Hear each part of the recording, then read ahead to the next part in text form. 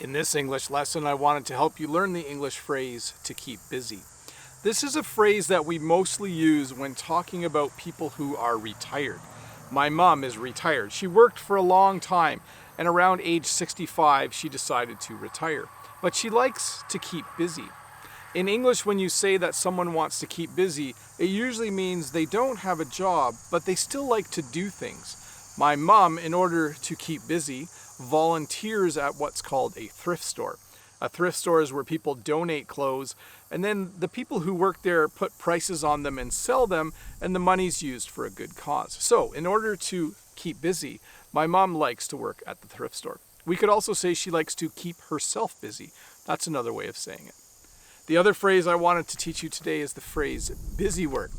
Busy work is any kind of work that you do that isn't really productive. It's work that you do for the sake of doing the work. Here's the best example I can think of. Sometimes when I give my students lessons, I try to make it very, very effective. I want them to learn a lot. I don't want to just give them a bunch of busy work. If I was to give them busy work, that would mean I would make them practice things they already know. I would make them do things that weren't teaching them anything new. I would be giving them busy work.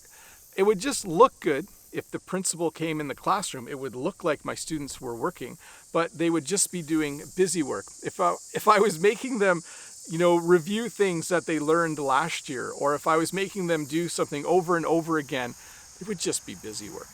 So to review, to keep busy or to keep oneself busy means to do things similar to work, to stay active, to do activities, especially when you are retired or when you don't have a job. Maybe you just don't need to work. Maybe you have so much money you don't need to work, but in order to keep busy, you find little things to do. And busy work is any kind of work that just isn't productive. It's work that you do for the sake of work. I hope that makes sense. But hey, let's look at a comment from a previous video.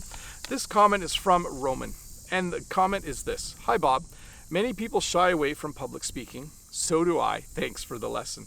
And my response was, the funny thing is that once you've done it for a while, it becomes a lot less stressful. I think a lot of things in life are that way. So the funny thing is, when I replied to Roman, my first reply, I actually said, once you've done it for a while, it becomes a lot more stressful. I typed the wrong word, so I corrected it, but I thought Roman would probably have a bit of a laugh or maybe be a little confused by that initial response. But yes, there are many things in life that are just easier once you do it for a while. It doesn't mean it's easy to do that thing. It doesn't mean that there's no stress involved. Usually there's lots of stress, but I have found that if I can push myself, if I can get to a point where I convince myself to do something stressful instead of shying away from it, great use of the phrase, by the way, Roman.